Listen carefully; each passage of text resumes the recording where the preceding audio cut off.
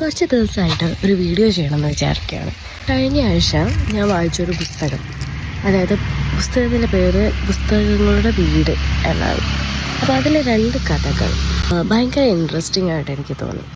ആത്മഹത്യ ചെയ്തവരുടെ കഥയാണ് അലിഖിതം സംസാരിക്കുന്നത്. അച്ഛനാവട്ടെ, അമ്മയാവട്ടെ, സഹോദരൻ, സഹോദരി, മകൻ, സുഹൃത്ത്, കാമുകൻ, അങ്ങനെ നമ്മൾ എന്തുകൊണ്ടായിരിക്കും അവർ ആത്മഹത്യ ചെയ്തതെന്ന് അറിയാതിരിക്കുന്ന കുറച്ച് പേരുടെ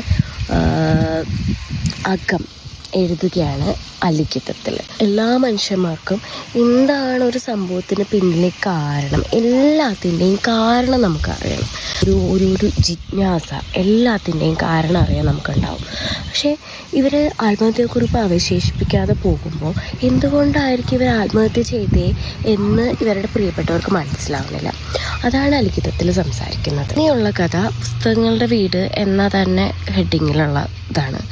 അപ്പം പുസ്തകങ്ങളുടെ വീട് ഒരു വളരെ ഇൻട്രസ്റ്റിംഗ് ആയിട്ടുള്ള ഒരു കഥയായിട്ടാണ് എനിക്ക് പേഴ്സണലി ഫീൽ ചെയ്തത്. ഒരു സൈഡിൽ പുസ്തകങ്ങളുടെ ഒരു കൂമ്പാരം, ഒരു കൊട്ടാരം സ്വന്തമായിട്ടുള്ള ഒരു ചെറുപ്പക്കാരൻ, മറു സൈഡിൽ അങ്ങനെ ഒരു കൊട്ടാരം ഉണ്ടാകണം എന്നാഗ്രഹിക്കുന്ന ഒരു പെൺകുട്ടി. ഇവരുടെ ഇടയിലൊരു ഈ ചെറുപ്പക്കാരൻ്റെ അമ്മ.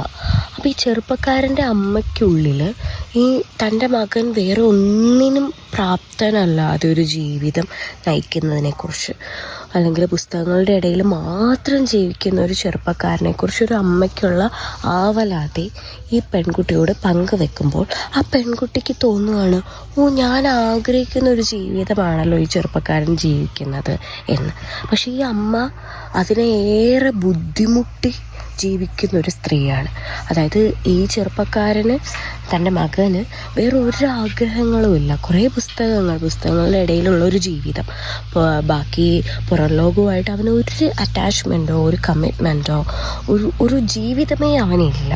അപ്പോൾ ആ അമ്മ ഈ ചെറുപ്പക്കാരിയോട് പറയാണ്, തൻ്റെ മകനെ ഒന്ന് പരിചയപ്പെടണം, അവനോടൊന്ന് സംസാരിക്കണം എന്നൊക്കെ. ഈ 2 സ്റ്റോറി ലൈൻസും എനിക്ക് വളരെയധികം ഇൻട്രസ്റ്റിംഗ് ആയിട്ട് തോന്നി. പുസ്തകങ്ങളൊക്കെ വായിക്കാനും അല്ലെങ്കിൽ ഒരു പെട്ടെന്നുള്ളൊരു വായനയിലോട്ട് തുടങ്ങുന്ന ഒരാൾക്കും എല്ലാം പുസ്തകങ്ങളുടെ വീട് എന്ന പുസ്തകം വളരെ ഇൻട്രസ്റ്റിംഗ് ആയിട്ട് തോന്നും. അപ്പം നോക്കി നോക്ക്.